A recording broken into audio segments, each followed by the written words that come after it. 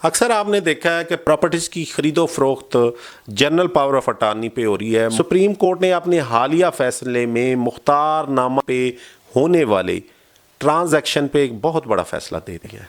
Video मुकम्मल देखें, आपको समझ आ जाएगी कि जो आप प्रॉपर्टी ख़रीदने वाले हैं या आप प्रॉपर्टी बेच रहे हैं तो आपको जो सुप्रीम कोर्ट की हदायत है उस पर अमल करके प्रॉपर्टी ख़रीदनी चाहिए और प्रॉपर्टी बेचनी चाहिए। मैं Umar Shahid Mahmood, advocate, supreme court of Pakistan कानून लाइन के प्लेटफॉर्म से हाजिर खिदमत हूँ। जायदाद की मुंतकिली की बाबत एक बहुत बड़ी latest judgement honourable supreme court की, जिसमें मुख्तारनामा के हवाले से सुप्रीम कोर्ट ने अपना वर्डिक्ट दिया। केस का टाइटल है जी जावेद इकबाल वर्सेस मुसम्मात फरत इकबाल। फैसला 6 अप्रैल 2026 को आया। मामला कुछ इस तरह है कि एक खातून ने अपने रिश्तेदार को पावर ऑफ अटार्नी दिया ताकि वो उसकी जायदाद की हिफाजत कर सके, उसको मैनेज कर सके, लेकिन उस अटार्नी ने वो जायदाद अपने बेटों के नाम पे ट्रांसफ़र कर दी। जिसको उसने इख्तियार दिया, जिसको उसने अटार्नी दी, उसने वही जायदाद मैनेज करने के लिए उसको दी गई। उसे इख्तियार स्पेसिफिकली फ़रोख्त का नहीं दिया गया। उस मुख्तारनामे का इस्तेमाल करते हुए उसने वो प्रॉपर्टी अपने बेटों के नाम पे मुंतकिल कर दी। अब इस केस में जो सुप्रीम कोर्ट तक पहुंचा, इसमें सवाल अराइज होता है, क्या अटॉर्नी के पास ये इख्तियार है कि वो कोई प्रॉपर्टी बेच सके, और जब वो बेचेगा तो क्या उसको रिटर्न परमिशन मालिक से लेनी चाहिए। तीसरी जो बात इस केस में आई कि जो अटॉर्नी है, क्या वो अपने ही बच्चे, अपने ही बीवी या अपने ही किसी बहन भाई की फेवर में प्रॉपर्टी मुंतकिल कर सकता है। सुप्रीम कोर्ट ने इसमें इंतहाई वाज़ेह अल्फाज से कहा, नो, हरगज़ नहीं, ऐसा नहीं हो सकता, ऐसा हरगज़ नहीं हो सकता। और इसमें चंद बुनियादी असूल वज़ा कर दिए। अदालत ने कहा कि जो जनरल पावर ऑफ अटार्नी देने का मतलब ये नहीं है कि आप जायदाद बेच दें। सेल के लिए हमेशा वाज़ेह और मखसूस क्लास होनी चाहिए। सिर्फ ये लिख देना कि इसको सारे इख्तियारात हासिल हैं, ये सफिशेंट नहीं है।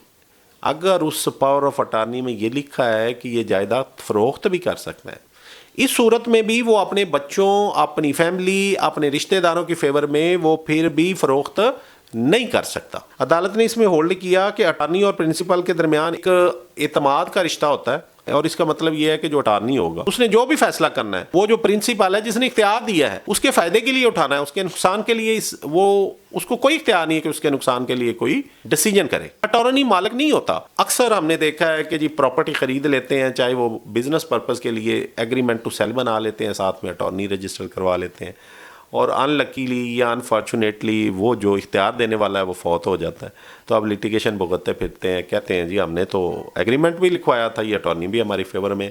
तो ये ज़हन नशीन कर लें कि जो अटॉर्नी है, जो अटॉर्नी का इख्तियार है, वो प्रिंसिपल के साथ अटैच है।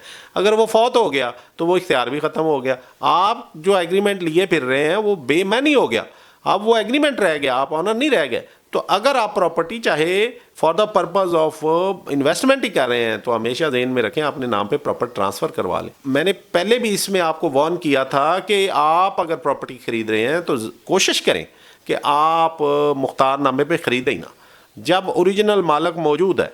अगर तो ओरिजिनल मालिक मुल्क से बाहर है तो आप उससे भी रब्ता कर लें कि भाई ये जो मुख्तारनामा है ये बिल्कुल दुरुस्त है, मैं इस पर प्रॉपर्टी ख़रीदने वाला हूँ, कल को आपको तो इतराज़ नहीं होगा, आप भी मुझे लिख के दे दें।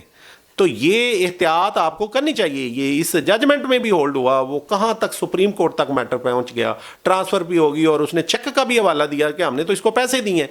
अदालत ने कहा नहीं जी नहीं, आप अटॉर्नी थे और इस अटॉर्नी में वाज़ेह इख्तियार नहीं था, आप अपने बच्चों या किसी भी दूसरे बंदे को नहीं फ़रोख्त कर सके, क्योंकि आपके पास ट्रस्ट का रिश्ता था, आपके पास एतमाद का रिश्ता था, आपने उस एतमाद के रिश्ते को, उस ट्रस्ट के रिश्ते को ठेस पहुँचाई है। लिहाजा जो भी इस पर ट्रांजैक्शन हुई हैं उसको अदालतों ने ख़त्म किया, सेटिसाइड किया, और इसमें सेल डीड भी ख़त्म कर दी, और उस पर सेल डीड पे होने वाला इंतकाल था वो भी ख़त्म कर दिया, और कह दिया कि ये प्रॉपर्टी अब वापस प्रिंसिपल को, जो असल मालिक है, उसी की ऑनरशिप में चली जाएगी। तो ये ज़हन में रखें, किसी पे ब्लाइंड ट्रस्ट ना करें।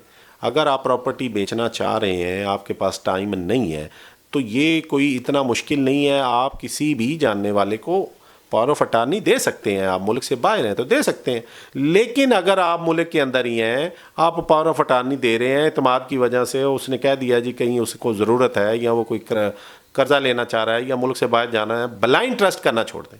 کیونکہ آپ کا یہ پاور آف اٹارنی سمجھیں کہ آپ نے اپنے ہاتھ کاٹ کے دے دیے. اس ججمنٹ میں تو یہ ہولڈ ہو گیا کہ اگر اٹارنی نے اپنے اختیار سے تجاوز کیا جبکہ اس کو اختیار نہیں دیا گیا تھا سیل کرنے کا لیکن اس نے سیل کر دی اور وہ بھی اپنے بیٹوں کو, تو عدالت نے کہا کہ یہ غیر قانونی سیل ہے, اس کی کوئی ویلیو نہیں ہے اور اس کو ختم کر دیا. Thank you very much.